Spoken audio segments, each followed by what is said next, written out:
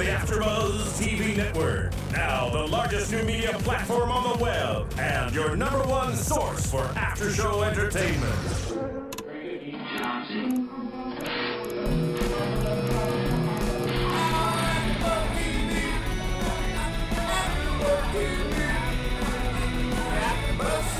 The AFTERBUZZ Studios in Los Angeles, California. Presented by Maria Menounos and Bing.com and streaming live thanks to Akamai Technologies. This is AFTERBUZZ TV Spartacus After Show.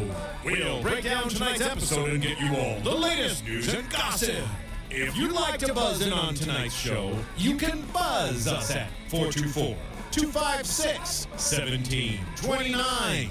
That's 424-256-1729. And now, another post-game wrap-up show for your favorite TV show. It's AFTERBUZZ TV Spartacus After Show. Woo! Oh, yeah. Ow, ow, ow! So excited, I'm back. Hell yeah. Did you miss me, Sean? I sure did miss you, Spicy Body. Bing is for doing, and here we are doing another amazing AFTERBUZZ TV podcast for our favorite show, Spartacus. And it is season 3, episode 9, one episode away from the series finale. No. And the title of this episode is The Dead and the Dying. So I am your host, Shano, and I'm joined here once again by my lovely co-host, Spicy Mari, and it was a rerun last weekend, so we did not get to enjoy the splendors of the show, and I missed the weekend before that, but I am back and ready to give my crazy thoughts and opinions on everything that everybody missed. Absolutely, and you know what? You look like you're tanner and you've lost a little bit of weight. Well, you know, starvation will do that to you, and so will the sun. No, thanks, Sean. Appreciate that. So I was in the Bahamas. You were in the Bahamas. I Okay, was. that's nice. That was fun. That was the only reason that would make me miss Spartacus. Okay, that's the only reason I wasn't here the week before. All right, so let's jump into our topics that we got. These are kind of broad, but we'll fill in the gaps a little bit. Yeah. But I feel like these were the big things that happened, obviously. Tiberius is captured by the rebels. Corey returns to Crassus. And Agron gets crucified. And lastly, we see Navia show some mercy.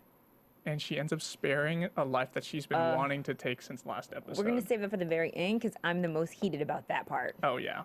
Anyway, so Tiberius gets captured by the rebels. Right in the beginning of the episode, we see there's some Roman soldiers and they get jumped pretty much by Spartacus and his men. Right, their seals are taken back over to Laeta. And she gives Sparty some much needed intel, right? She's like, right. I've seen these seals before. They belong to Pompey. And I had no idea what they were going to use it for. Like, I wasn't even thinking. Yeah. I was like taking my notes and stuff. And I was just like, that's an interesting little tidbit of information. And then we see a Roman guy, an envoy, messenger, whatever, show up at Crassus's camp. And he says, we want you to meet with us. Pompey wants to meet with you, Crassus. So Crassus ends up, and when I first see it, I'm like, why is he refusing? And then it's like they're talking about neutral ground and stuff, right? So they end up, I'm thinking like, what, is there like an internal conflict going on with Rome during this time period? It's almost seemed like that, right? Yeah, it seems like that, but then I'm thinking to myself, okay, all right, no, Pompey probably wants, like, he is coming back from like some kind of battle. There is some kind of other battle going on along with the Third Servile War, which is Spartacus's war. Right.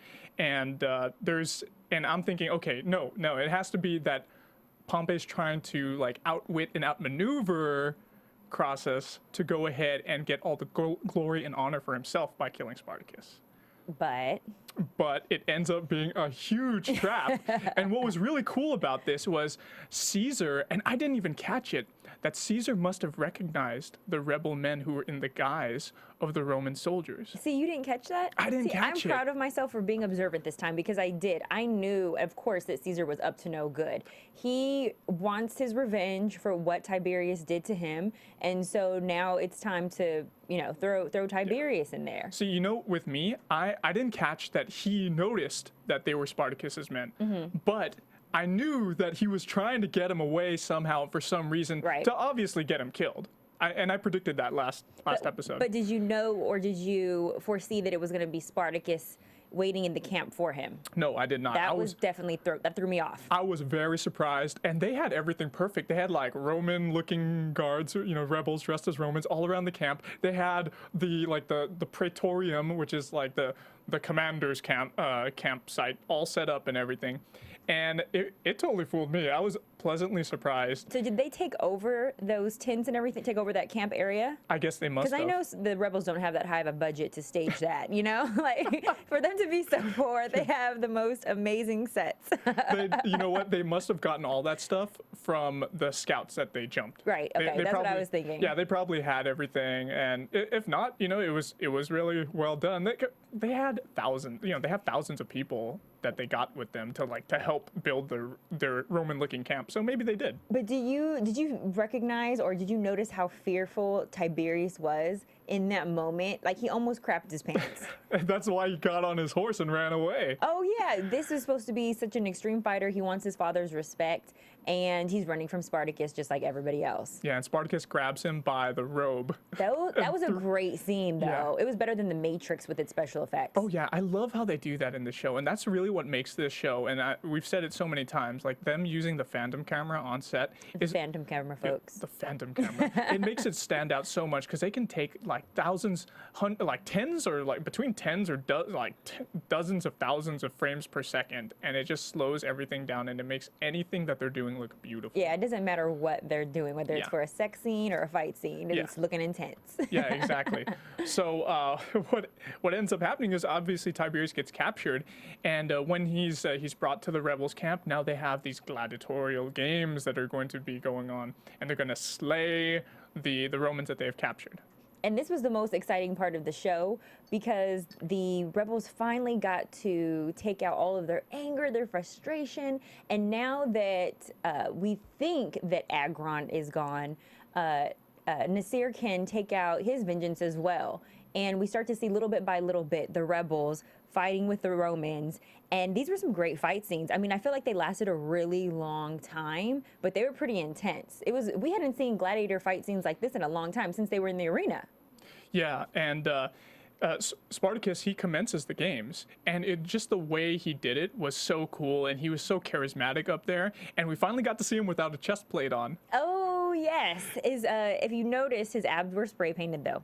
Yeah, I think so. They were spray painted on, definitely. Just a little bit, I guess. And you know what's actually funny, you mentioning that, Spicy, is that Lugo, Barry Duffield, the actor, he mentioned when I had him on last time via Skype, he mentioned that he is one of the few guys who is like probably the most fit guy on the show. Oh, he's amazing. Where he doesn't have to have his abs spray tan because he's been a bodybuilder since he was 23, so like almost 30 years now. He looks like it though. I mean, he's like chiseled to perfection. He's huge. He's a big guy. Yeah, agreed.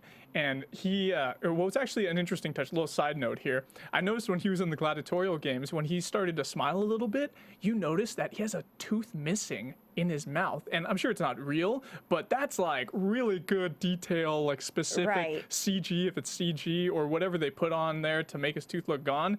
It's gone. It's not just straight up like, oh, let's put some black on there. No, it was like gone. You see his gums in his mouth. Oh my gosh, only you would notice that. So I thought that was really cool, and it was nice to see Lugo getting some more screen time and kicking ass with that hammer in the gladiatorial games. And they even showed us a few of the gladiator/rebels behind Spartacus when he first stands up to present the games that we hadn't seen before, and we didn't really get to see them fight, but it was just cool to see some other gladiators presented. Yeah, other than all the typical commanders that we have, like Saxa, obviously Lugo. Who else do we see fighting? Well, we usually see Agron, Crixus, and we usually see Gannicus, but they weren't taking, of course, part in this. And Gannicus did. It was surprising, but Gannicus was sitting out at first. It was surprising to see him on the opposite end of the field in the audience as a spectator, just enjoying the show. And what's so crazy is that the shoe was on the other foot, and it seems so just inhumane for them to be doing this to the Romans, but this is the lifestyle that the gladiators are always put through day in, day out. It's so funny because, like you said, they were they didn't want to be a part of this. They were made into They were forced. They were forced to be gladiators, but they eventually received it well. And even Gannicus, he's like, it's glorious. Right. This is something that we were bred for, we were made for, and they take pride in what they do. Remember, I don't know if you remember back in season 1, where Spartacus was being shown to Glauber by Batiatus, and he ends up fighting a bunch of Romans all by himself. All the Roman soldiers, not just the house soldiers, but the Roman soldiers themselves, who were Glauber's men. And he kicked like a dozen guys' asses, and he didn't even have to kill any of them. That's Spartacus for you. And bringing it back to this episode, one of the guys, I think it was the first guy that he fought in that scene in season 1, was the first guy who died. Oh, wow, you noticed that. See, you guys, Sean is the main person, the main observer between both of us that would pick up on that. So that was really neat, and it was just like a fun-filled scene. One of the coolest things, I liked how the choreography was in the fight scene with Spartacus and against those 2 Roman soldiers. Where he's using, he puts the 2 swords into the sand. Yeah, he made it like a cross, right? Or an X. He ends up fighting the guys, going at him with just his hands. He still kicks all their asses, and then he brings one of the guys back, and X marks the spot right on his neck. I like that they were killing off Romans one by one, like just killing them off like little chess pieces, just getting rid of them, only to have left Tiberius. Yeah. And you don't understand how much I wanted to see someone die so bad. And I don't know Tiberius, I only watched the show, but I could feel the fury and the anger in my heart, like just boiling, waiting for Naevia to be able to get her hands on him. I was like, as much as I love all of the other gladiators, I was like, get this fight over with, hurry up and get to Tiberius. Yeah. He deserves his fate. And that was the coup de grace, which we're actually going to end up talking about. Let's go ahead and talk about that in a little bit. Let's talk about our fans tweeting at us, hitting us up on YouTube and iTunes, and I have a bunch of stuff here that our fans were giving us reviews and whatnot. But of course, if you guys are going to go onto the iTunes store, go ahead and type into the search bar AFTERBUZZ TV Spartacus, or even just type in Spartacus for podcasts on the podcast store. And guess what? We're like the second thing that comes up. Woohoo! And we have like 4 stars. Give us a 5-star rating, please, because you know what? We deserve it. But see, you know what? Spartacus fans are very serious. That's why we're getting 4 stars, because they take this very seriously. Yeah. Okay, this is not a joke. This is not a laughing matter. So we had a rating last week from Miltweb25. He said, the end is coming. Sean, last week you mentioned that Spartacus will die and Gannicus will live, but I respectfully disagree with you about Spartacus. According to some accounts, Spartacus's body was never found. And I do remember Stephen S. DeKnight mentioning that the ending will be surprising. Maybe it's a little fanboy in me. I don't want him to die. And I have a feeling that he will survive and stay with Laeta. P.S. You're right about Tiberius. He is a douche. Ha ha ha. So great stuff on that from the iTunes And that was store. a good little prediction. Yeah. I don't agree with that prediction, but that was a good prediction. I don't want Spartacus and Laeta to end up together. You know what? I have a feeling that they are going to end up Really? together. Yeah, but we'll talk about that more in predictions. But I have some tweets from fans. Did you have any tweets? or No, go anything ahead, from fans? because you have a bunch. Okay, so this actually is not from a fan, which is really cool. I was, after last episode, the whole big, huge battle with Crixus and his men, his thousands of men dying, one of them was, I noticed like this blonde new rebel fighter. And I was like, oh, is she like filling in because we've had a lot of people dying recently or something? Right. And I was like, oh, she kind of looks like Ellen Holman, but not. And I found her on Twitter, and her name is Vanessa Catter. And you can find her at Vanessa Catter, one word. And she said, okay, I tweeted at her, and I said, glorious defeat, well received by the fans of the show. And she tweeted back at me. She said, I give and receive good death, laugh out loud. So that was pretty cool. Well, we had some other fans, of course, tweet at us. Crowboy82, as usual. Oh, he's always an active member. I love Crowboy. He always is. I love this guy, man. So he tweeted at me, at Sean Ostino, Sparty predictions. Naevia survives to piss off all her haters, and Agron and Nasser to piss off all the gay haters. Huh? Well, we have. I want to give a shout out to Ferdosa D, because this particular Spartacus fan is double checking, because I have mentioned that I don't like Laeta. And so they're asking if I'm sure that I really don't mean Navia instead of Laeta. Yeah. No, I'm sure. I don't like Laeta. And you don't like, and you didn't like Navia either. I still don't like where they took Navia's character. But at the same time, I still have a love for her from the beginning in previous seasons that she was on. But I just don't like where they took her this season. I love her strength. I don't love her Navia's emotional, I guess, weakness and lack of followership towards Spartacus. And I think she led Crixus in the wrong direction. But to Laeta... And she did, actually, regarding Navia. She admitted it. She admitted that she was wrong to Kore. And she had a feeling of remorse. She really wished, and she said to Spartacus too, she said she wished that they had just stuck with him because they probably wouldn't have lost Exactly. Crixus. And that's the only reason why I forgive Navia, and she is now honored in thy eyes. But Laeta, to the Twitter fan who was asking, the reason that I don't care for Laeta is because I feel like her character doesn't bring anything to the show. I don't think that she has a strong personality, and it's nothing against her acting or her camera presence. It's more just the writing. I feel like it's the fault of the writers for not making her more of a compassionate or just a compelling person for us to fall in love with. I don't think they gave us enough of her. Great naked scenes, and she looks, great in the nude. But other than that, I don't like her relationship with Spartacus. I love every other woman he's had an affair with except for her. I feel like they have only given her just as a love interest this season for Spartacus, because he's obviously every season he's had a love interest, even though it's been very sparse. Like he only is able to make love to like women once or twice during the season, and that's it, because he's so busy. He gets no booty. He gets no action. He doesn't. But I think she's there for that compassion. She's there to show she's there to bring Spartacus more understanding about, okay, she may be Roman, but she's one of us now in a way. So therefore, I still can't treat every Roman like they're a dog and just kill them. I understand that, but the only thing with Laeta is that she was only taught humility because she was rejected. Till the very end, up until the point when her people turned on her, she was still a rebel hater, and she was still against Spartacus and their cause.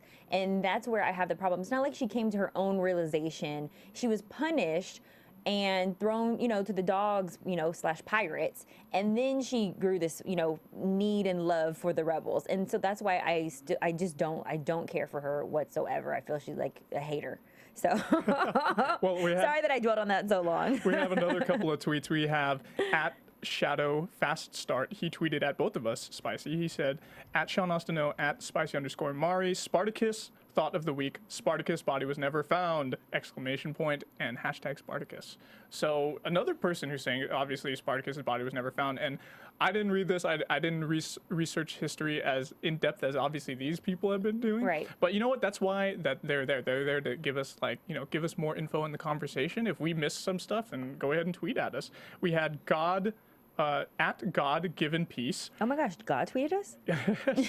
She said, not sure which I will miss more, hashtag Spartacus, or the at AfterBuzz TV podcast with the real at Sean Austin O. Cute. And she put a sad face. We also had at ODB Cakes, at Sean Austin O. Amazing. Best episode since season 1 finale. Can't wait for the AfterBuzz podcast. It was a really great episode, definitely. Yeah, definitely really good. And we had one more tweet last that I want to talk about. At Prong Press said, at Sean Ostino, at Spicy Mari, at AfterBuzz TV, FYI, Sparty Army, max 90,000 men / 120,000 total people. Crixus, 30,000 at final battle. Wow. So we got some real numbers from these people. Wait, repeat those numbers for those of us who are, mathematically slow. Go ahead. Sure. So we had, so Pronghorn Press, they tweeted at me and they said that Spartacus's maximum amount of people in his whole horde was 120,000 people. And he's killed. And I guess when he was killed, but or maybe before the division between Crixus's army and his. So he had 90,000 men in people fighting that were able to fight for him. Like probably the other 30,000 were, out of that 120 were probably people who couldn't fight, non-combatants, like kids, women, maybe people who were disabled. And then when Crixus split off, there was 30,000 in his final army. Crixus' separate army. The one that got pretty much slaughtered. See, and that's just that was a huge division that I feel like was unnecessary. I understand Crixus wanting to, die in battle and fight till the very end, but their strength in numbers and him weakening the army like that, I just felt like it wasn't that serious for him to separate and take some of the strongest warriors with him. I was disgruntled about that, but I still love Crixus. God bless him. Yeah, and one of the best characters, obviously, who went with him was Agron. And Agron ended up getting crucified. And, I thought he was going to be dead, actually, but then all kinds of people were tweeting at us about the teaser and the promo for this episode. And a lot of people were tweeting at us about that. Yeah, and they were saying, oh, no, he's still alive. He gets crucified. And he is crucified in this episode. And, man, it was such a terrible scene, but it was kind of cool how he still had a lot of fight in him, even when he's wounded and he's like stripped almost naked again, and they're going to interrogate him. They want information out of him regarding Spartacus and his army. Obviously, they know Agron. He's like a famous general of Spartacus's army. So they throw something on him when they first approach him, and it looks like really dirty water, but I was like, what if that was like piss water and like the buckets from there? He's been in worse. He was a gladiator. That's true. He has been in worse. But he did keep his mouth shut. He was very confident till, even when they're nailing him. I mean, we always compare Spartacus to Jesus, but how ironic it was for them to crucify Agron almost like in place of Spartacus. We can't have Spartacus, so we're going to punish Agron. And he was just extremely strong for him to survive that. I mean, that was amazing. And then we see, eventually later on him walking back to the rebels. But that was a huge shocker. You never know what to expect with this show. Yeah, and Nasir was so happy to see him. Thank goodness. And during the gladiatorial games, Nasir was fighting, and he had such an awesome fight scene. And Castus was sitting there looking at him, and he was like, man, if only Nasir loved me as much as he loves Agron. And it was such a touch. It was really a touching scene, but at the same time, it's kind of funny because Castus is getting all moistened at the thought of Nasir being such a manly man. Gosh, this love affair that was going on. And I thought that they were going to give us a scene where he runs into his arms because he thinks that Agron is dead. How sad would that have been had he gone to, actually had some intimacy with him, and then come to find out Agron is still alive. And then he would have to explain that betrayal. I thought we were going to see something kind of crazy like that going on, but, thank God they didn't give us that. You know what? I could have seen them maybe writing that in, and maybe Stephen DeKnight and the other writers could have put that in, but deleted it out. So they're like, you know what? That's going to take away too much from what we're leading up to, which is this was the penultimate, like the second to the last episode of the whole it would have been an additional distraction that we didn't need. And what about, can we just touch a little bit, since we're talking about, this deep love that Nasir has, the love that Corey has for Crassus. In the scene where she confronts Tiberius, he's chained and the roles are reversed. He now is the slave that's been captured. Did you or did you not, Sean, kind of think that at some point she may have released him? Because when he tells her that his father still has an affection for her, I thought for a second, like, dang, is she going to come back in the middle of the night? Because she says, I will see you later on, even though it will be to your death. I still maybe thought maybe she might just help him a little bit. She is part of, that Roman camp. I just wasn't sure where they were going to go with that. I agree with you, actually. I half felt like she would have done that. I was like, no, but he raped the hell out of her. Yeah. And he said he would do it over and over again if that's what he wanted. Yeah. So there was no way that she would have done it. I felt like 10%, maybe 15% she would have let him go. Do you remember when we got to see the screening, like the first screening for this season? Yes. We went to the theater over there downtown. At LA and Live. We actually saw Tiberius and Marcus Crassus in person. They don't seem, or their just essence does not carry on the evilness that they show on this show. No. And never in a million years would I imagine Tiberius, this like nice looking guy in this suit, being so evil. If someone would have warned me, hey, this guy is going to be evil on the show and rape two people, Caesar and Corey, I wouldn't have believed it. I would not have believed it at all, because he looks like just a nice guy. But there goes to show you how great his acting is. Not only did he rape two people, a man and a woman, but his character also attacked two people from behind. He attacked Agron from behind to make him fall in battle, and then he speared Crixus from behind too. He's a little weasel. I was attacked so four ready. people. Ugh. 4 people from behind. And it was only fitting that Corey gave him his end from behind as well, because he had his back turned and he was looking at Caesar in the face, and here he's expecting to go on a perilous journey with Caesar, and Caesar's gonna like show him who's boss, probably rape him back, or have one of his men rape him or something. I didn't think Caesar was going to rape him because I don't think that he would want to continue the rumor of him being homosexual spreading, because that's what kept his mouth shut. But I did think that he was going to torture him along the way. I don't know what he had in mind, but I thought it was going to be something pretty vicious. And probably say it was the rebels who did it. Yeah, I thought it was going to be something like that. I definitely did not see Corey killing him. And I want to talk a little bit about that. Can we go to Navia's scene now where she was supposed to have killed Tiberius? Do it. Okay.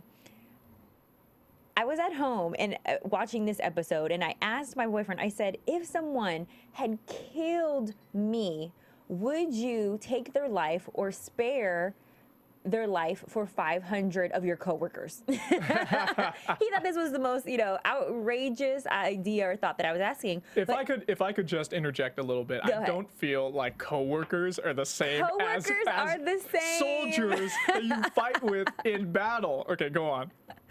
Hey, okay, it's a battle every day going to work, okay?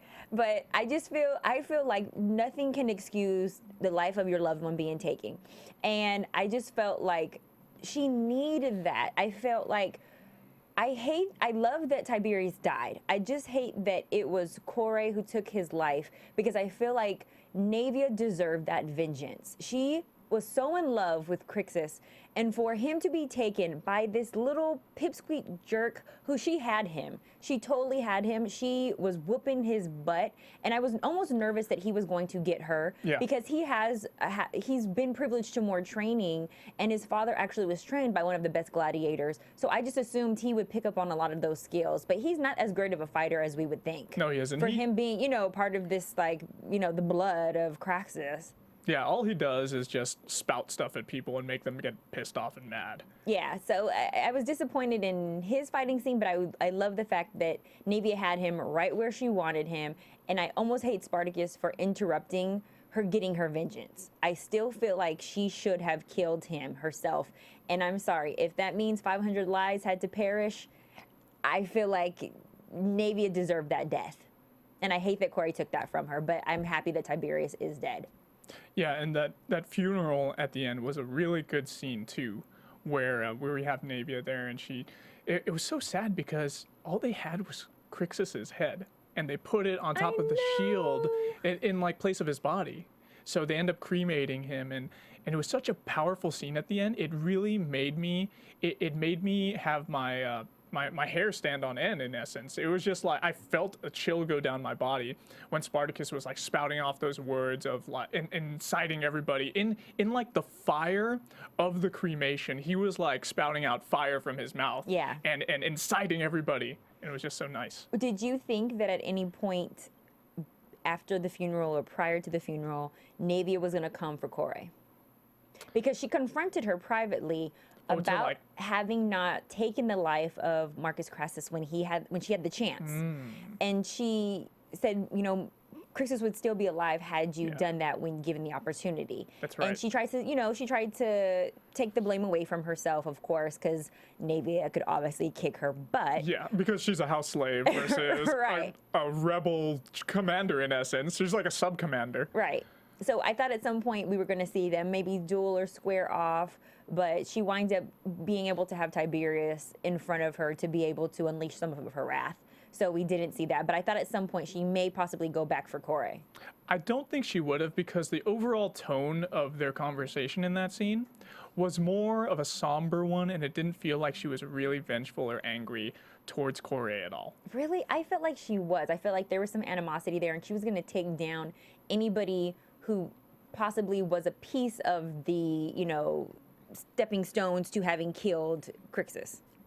I don't know. I felt like there was some tension there, and that would have been a great fight scene too. Oh well, yeah, I really. It But would have been there's a lot of interesting. things that the writers could have done. I bet you they did write that in there, and they took that out too. No, I don't know.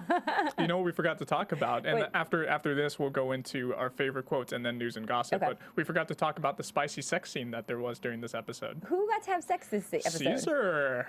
Oh, but Caesar always gets to have great sex. And that's one thing is, why is Caesar getting so much amazing sex this season? Because that's the way he is. Look, dude, this guy looks like, I don't know, I want to say, I forgot exactly who he looks like, but I want to say he kind of looks like a really, really buff young Brad Pitt. Yeah, he does. You hit that right on the money. He looks just like a Brad Pitt. And the person that he was having sex with was the person who saw, I'm asking you, the person who saw not Corey's, Yeah. Tiberius leave Corey's quarters. I was confused about that. Can you explain who Yeah. he was having sex with? It was like this random girl we hadn't seen before. Well, it was a prostitute, and it was the friend of, I forget the exact name, but it was something along the lines of Cantaranza, something like that. Okay. And she was the whore who saw Tiberius, I guess, after he was Corey, leaving. after Corey had raped. Wait, sorry. After Tiberius raped Corey, Right. Corey left his tent, and that was the chick So who she was saw. the homegirl of Yes. the person. Okay. She was the homegirl of the person who saw it happen. Okay, so I feel like she really didn't have that much importance then. Like that was too far removed in my opinion. Yeah. But I understand Caesar wanting to get some ass. I could see the motivation. I could see the motivation for Caesar wanting to get intel about this, but overall, that motivation just disguised a gratuitous sex scene that we really didn't need, except Pretty much. for her body was actually very nice. And it was, and there's always amazing bodies on this show. But what I was thinking and what I started laughing about was we haven't seen, or anyone on the show, ever use a condom not one time. And so I'm thinking like this pull-out method must be really good back then, or there must be a million babies walking around. There's probably a lot of illegitimate sons. Yeah, because the Romans aren't pulling out. Like No, they're no. indulging to their maximum Yeah. climax. Yeah. And so I was just laughing at myself, and I'm like, Caesar has sex every single scene. If we think about him having a kid with every single person that he's laid with, that would be tons of children. You know what? There must be so many, either that or maybe back then, and of course I'm sure there weren't very many records, there's probably a lot of STDs floating around, and then some STDs can make you infertile, so maybe they're just shooting blanks. Oh, there you go. Caesar's probably shooting blanks. As much as he was getting some like twice, 3 times. He was having all kinds of orgies. So I have some favorite quotes. Go ahead. Split the heavens with the sound of his name. Ooh, that's a good one. Yeah, that was Spartacus at the cremation of Crixus. That was a great scene. I would break... Head down. I know, head down, seriously. I would break words. He has been too long from embrace. It lifts heart to see you still of this world. And that was Caesar talking to Tiberius. And he's so condescending anytime love he's it. talking to Caesar.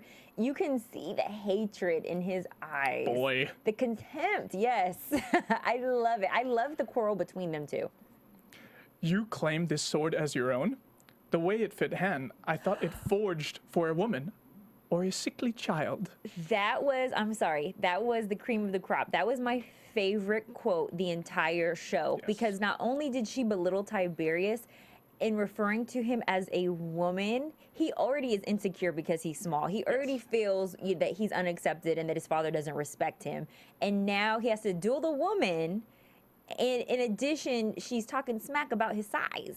And Yeah. size matters. And she could judge it. She doesn't even have to even look at him. She could look at his sword and make fun of him. That was the best quote by far. I love that one. She made fun of his gladius, and I'm sure she was making fun of his manhood too. Well, you saw when she starts fighting him, she's going back and forth with him. But then eventually she just starts letting him have it. She's cutting each arm. She's cutting each leg. I totally was just excited for her to take his head off. You know, I half expected for her to cut off both of his arms during the battle and have him suffer that way, because he deserved it. For the 2 people he raped, 2 arms gone, Oh yeah. and then the 3rd arm down No, there. he should have had his pee-pee cut off. But did you at any point, just a little bit, think that he possibly may have taken Navia down? I think he may have. If he had the right opportunity and he did some like cheap shot move, then yeah. Because I almost felt like they would kill her off before him. I was really surprised when they let Tiberius go. Yeah, I was surprised too. But then again, Caesar drives a really hard bargain. Gaius Julius Caesar, he's a very good negotiator. But I didn't hear him say anything about Agron when he negotiated the 500 rebels. You know what? He didn't. That's a really good point. Because that seems like that would be the real negotiating, tool right there. You know what? There was a big ellipse right after their conversation in Spartacus's tent or wherever it was. And we don't know what conversation took place in there. So maybe Caesar sweetened the deal with his silver tongue and he ended up saying, I have one of your commanders. Right. The great Agron. Agron. From the east of the Rhine region. So I'm sure they were like, okay, let's bring this to Navia's attention. And, right. If she says no, then it's okay. But he didn't really do you feel like that Spartacus gave her the option?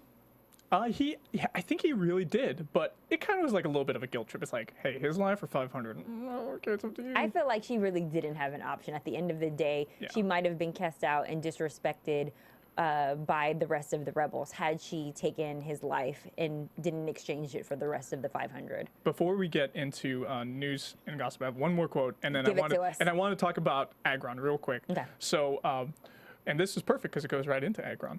Would that you stood 1,000, your death by my hand would honor Agron's memory. And that was from Nasser's mouth during his battle with that one Roman guy. So that was good. That really showed a lot of love. And he's such a great fighter, Nasser, even though he's small. And he's just so ferocious, and I like him. He's come a long way because remember how weak he was. He was a weakling. Yeah, he was, but he had a spirit. So he was able to channel that, and now he's a really excellent rebel fighter. Right. Like, I remember last season when he was talking to Lugo, and once he was like, "Don't call me that!" It was just such a funny scene when he's like, I don't roaring in a way at Lugo or anybody who comes up to him, He's had to prove himself a lot. And Agron, when he came back and they saw each other and they embraced, man, I was like, that was probably the most touching scene for this episode for me. Oh, really? Other than Spartacus, like, invoking Crixus's name, I thought that was a really touching scene. And it's so nice to see, like, this couple reunited because they're one of the power couples in Spartacus. They're one of the power couples. That is hilarious. So anyway, let's go ahead and move into our news and gossip. Okay, let's do it. AfterBuzz TV News. So a couple of weeks ago, I have this photo here, actually, of I don't know if you can see it, Spicy, but it's of Dan Farragel, who plays Agron. He was here in LA and he was helping out. He was helping out for Ellen Holman's Visual Impact Now cause. Okay, I've heard of that. Yeah, and it was getting a lot of these kids from at-risk or lower-income schools and communities to get free eye and vision care, like get corrective lenses so that they can see what they're looking at. Well, that's important for any gladiator to be able to see his victims. Yeah, so it was so it was so nice for him to be able to help out in that. And he also, another thing that he posted on his Instagram was this right here. And this was a picture of some shoes. Oh, those are fresh. Those are really cool. Kill 'Em All. I want those. Yes. And what's funny about this is it's from Kill 'Em All, the album.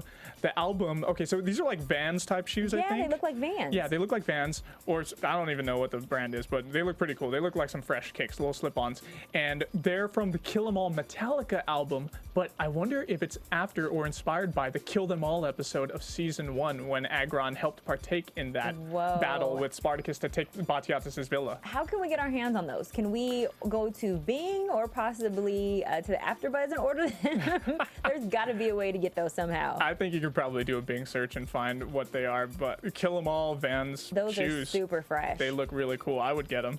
And also, I actually tweeted, or rather I mentioned or commented. I commented on Tyrone_Bell on Instagram. And you know who he is, Spicy? Which one is he? He's like, well, you probably don't recognize him, but we talked about him once a few episodes ago, but he's the one in the purple. He's next to Lugo. Oh, okay. Okay. He's the trainer on the show. Oh. He trains the staff.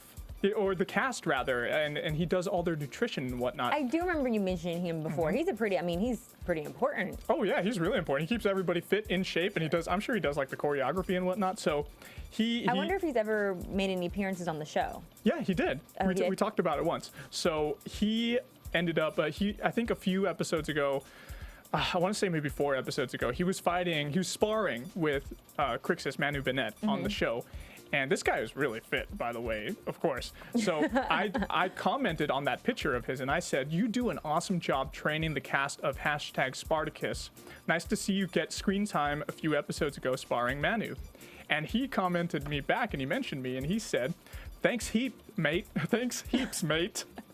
Yeah, it was full on between stunt doubling and looking after all the key #Spartacus cast training and nutrition, but a great 4 years of it. Sparring with Manu was always an experience. Ha ha ha. Oh, I'm sure. He probably got scared a couple times. He's like, wait, I'm teaching you these moves and I'm a little afraid of you. Yeah, so anyway, he seems like a really cool guy, and it's nice that he was able to have a little Instagram conversation with me. That's cool that they gave him like some little guest appearances on the show too, because he is a crucial part. He is very important.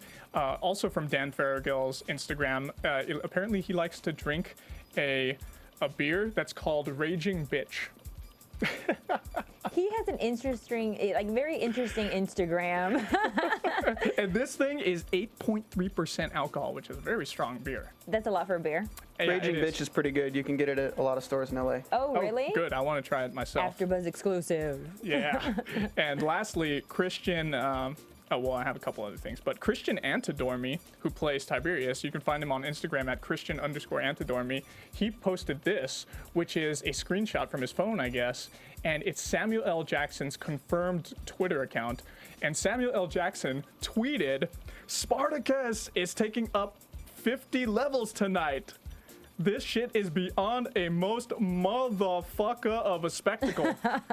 Yeah, Samuel L. You said it just like Samuel would. I wish I could say it the way he does. No, he has like emphasis on everything he says. But that's so awesome. Spartacus infiltrates everybody's life. That's a part. You never know who is a Spartacus fan. You know, you would be in serious shock if we all just like stood up one day. You would be surprised. And lastly, we have Stephen S. DeKnight here, muralized. It looks like he's an awesome playwright in this photo on his. I'm not sure if this is his. That's pretty cool. Yeah, I think this is on his Twitter, and he said, "Best present ever. My wonderful girlfriend Jamie Slater commissioned this painting from the Amazing Zulu, which is the shop that does his tattoos on his arms." Oh, cool. Because you know he has those awesome tattoos that just like they're like sleeves of like tribal tattoos that go down his arms. And he said, "The same artist that did my tattoos. Jamie, you are the love of my life. Thanks for the complete awesomeness, and thank you, Zulu, for the fantastic work." Well, that's really cool. Oh, nice. And it's such an awesome piece of art because he looks like, seriously, I've been saying this so much, but he looks like the modern day Shakespeare right here. He does. He totally does. It's an amazing mural, amazing picture. You guys should go check it out on his Twitter account. I think it's at Stephen DeKnight on Twitter. But anyway, that's all the news and gossip I have. Whoop. So let's move into predictions. And now, your AFTERBUZZ TV predictions. This is really tough. Ooh, there's a little echo there at the end. Echo, echo, echo, echo. Yes, I love it. Thank you, Steven, for doing that. So is Spartacus dying or not? What's your money on? Okay, this is what my money's on. I'll tell you what. All right, I expect Spartacus to have a final meeting with Crassus before their battle. I want them to get some FaceTime to be able to exchange words. And I feel that Sparty actually may very well live. But we'll see. Obviously, next week's the last episode. And I want him to live now. Before, I was like, okay, it's doomed. It is called War of the Damned. He's going to die. But you know what? This is a work of fiction. And with the whole thing about Spartacus's body never being found, I feel like there's a lot of play there for Stephen S. DeKnight and his team to get some stuff in. They can do something with that. Yeah, they can definitely do Maybe something. they'll make like a prequel to the prequel, since they can do whatever they want with this show. I feel that he may be wounded in battle, but then again, and then he's going to disappear and he's going to be thought dead, but then he's going to walk off into the sunset, maybe with Laeta, or maybe a couple of his other rebel friends. Okay. I would, yeah, I spit on Laeta. I would love it if Kore, now that she is probably going to be in fear of her life every single day, now that she's back with Marcus, which we didn't really touch on her being back in his arms yet. And he whispered into her ear, "From now on, you shall refer to me as Dominus." Dominus. That was saying to her, "You're my slave again, ho." Yeah. Like, there's no love, no respect. I'm hoping that she has an opportunity to take his life, because she already took out his son. just take out the dad as well. And then I'm hoping that Spartacus will see how amazing she is. And they seem like they make more sense to me than him and Laida. She just doesn't, Laida and Spartacus just don't match to me. I feel like that's just a fling. He's just trying to tap that. She's vulnerable. She lost her husband to Spartacus's hand. No. I feel like Corey and Spartacus, that'd be a great hookup. You know, I don't agree with you there. I mean, it would be visually nice, but I don't feel like they match very well mentally. Like, they're not on the same level. They look good together. Laida is more like a leader because she was like the number 2 woman in the town, or probably the number 2 or number 1 woman in the town in Sinuessa and Valley. And Spartacus is obviously the leader of this huge rebel army. Okay, I changed my prediction All then. right, go ahead. Laida, because she still has it probably out for Marcus. She should take, if Spartacus doesn't, she should take Marcus's life because he was going to sell her to the pirates. Oh, but wouldn't that be kind of cool? That would be cool, but then I can't even see that happening. Oh, like, man. how would Laida even get close to Marcus Crassus, even after Crassus knows that she's been auctioned off in a way, or like he exchanged her to the pirates for being able to get into the town? That's true. I guess if I know the writers, if I know Steven the way I think I do, he's not going to allow any more women to take the lives of these important figures. He's going to wind up giving us a full-fledged Marcus Crassus and Spartacus scene. Okay, well, I don't think Spartacus will die. I think they're going to do it just like history. I think you're not going to know whether he lives or dies. that's a really good prediction, Steven. Thank you very much, Steven Lemieux, over there in the booth. The other Steven, not Steven tonight, Steven Right, Lemieux. the other Steven. All right. Well, anyway, thank you guys so much for joining us here on AfterBuzz TV podcast for Spartacus this week. If you guys want to follow me, you can follow me on Twitter at Sean Austin O, and I changed my Instagram, so you can follow me at Sean Austin O also on Instagram. Sean, you are just a mover and a shaker. It's hard to keep up with you.